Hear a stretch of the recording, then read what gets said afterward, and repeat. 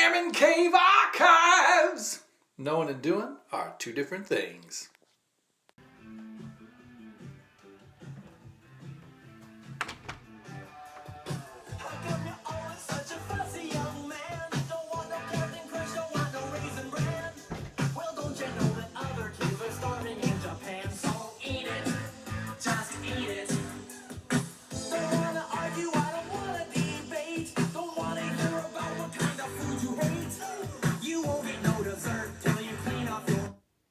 Oh, hey, sorry.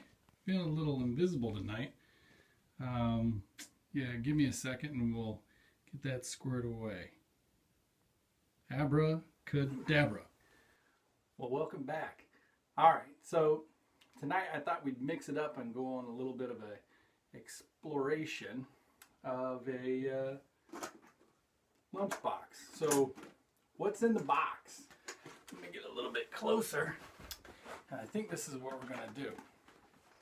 So basically, this is a Sammy Sosa retro baseball box that has actually got some goodies in it that I've had locked away over the time. But let's see what we can't find in this bad boy. So first up, I see we have got some letters. Now these letters were actually from my dad whenever he went to Disney and collected them. And so each of the letters actually has a character on it. And so for Q it's got like a queen. Oops. For Q it's got like a queen and some different stuff. And then you know, we've got a llama and different things like that. So those are kind of neat. Oh, let's see. Put the lunch pail over here. We've got a Cape Fear Crocs ball that was actually signed by Josh McKinley. And quick story about the Cape Fear Crocs. My wife and I actually went to the last game. It was rained out, but then they said that they were going to allow the game to go on. And then I overheard some of the other players talking about how they were going to get loaded up on the buses and leave. And whenever they were doing that, I was like, well, wait a minute, they're still telling people that there's a game going to go on. And they said, no, we're getting ready to take off. It's like, get out of here. And so we made not a big scene, but we kind of started asking around why they were allowing the game to go on, or at least people to think that it was, whenever it actually was going to be canceled. Well, with the rainout rule, you couldn't get your money back if there was rain, and that was the last game of the season, so they figured they would just keep raking in the money at the gates. So we actually went over to some of the news people and tried to get them to have our story told, or at least be able to hear what we were telling them. And some of the management and security people came and told us that we would politely needed to leave. So, Cape Fear Crocs. What else? We've got an old tin canister of mercury.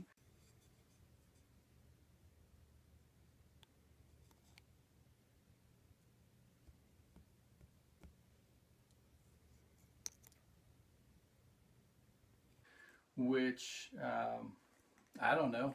I guess that's not a bad thing to have as long as you're not a fish and you have a whole bunch of it in it. You shouldn't eat it or play with it. Maybe that's where some of my problems come from, because I can remember being a kid, pushing my finger down into a nickel that's in here that my grandpa had put. And we've got some little, they look like bobbleheads.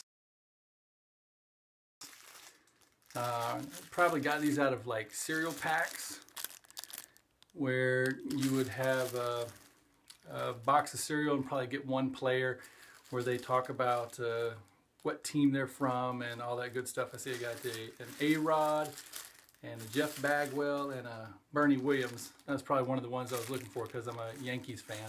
So, go Yanks. Next up, we got a number 3. So that was our dorm number. And we've got some, looks like Mickey Mouse Disneyland buttons or badges that you would get from the park. So those are kind of cool. We got a letter. I think I sent this to the Tooth Fairy, and let's see. Yep. Let's see, I think it got returned because I didn't put enough postage on it. So I guess the Tooth Fairy lives quite a long distance away. But I was quite hip on the times because it says, "I be the Tooth Fairy. I see you to it." And I was asking basically for some money to try and go get some ball cards or candy maybe. I don't know.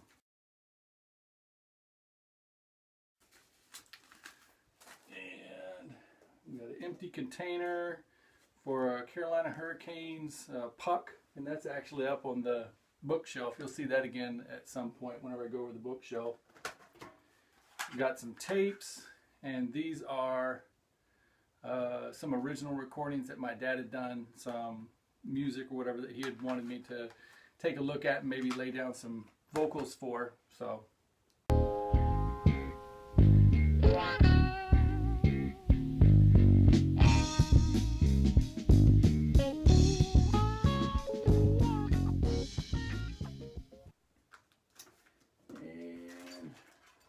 couple little pins. Looks like Willie Mays from the San Francisco Giants, and actually funny story talked about with Cotton from going to Dodger Town and seeing Willie. We got Milwaukee Brewers button and a New York Mets button as well. Say, what else have we got in here? Got Jeff Hamilton. Got a Polaroid signed by him. Must have been, again, whenever I went to Dodger Town with my grandpa one time. I think this was '88. And the cool thing was, whenever the ball players would be going down the walk and they're coming in to get ready to go for a game, they would actually walk from the clubhouse through the crowds of people just walking by over to the field. So that was kind of neat, and you had the opportunity to be able to meet some ball players. And I remember Steve Sachs give out a good, "Hey, thanks, guy."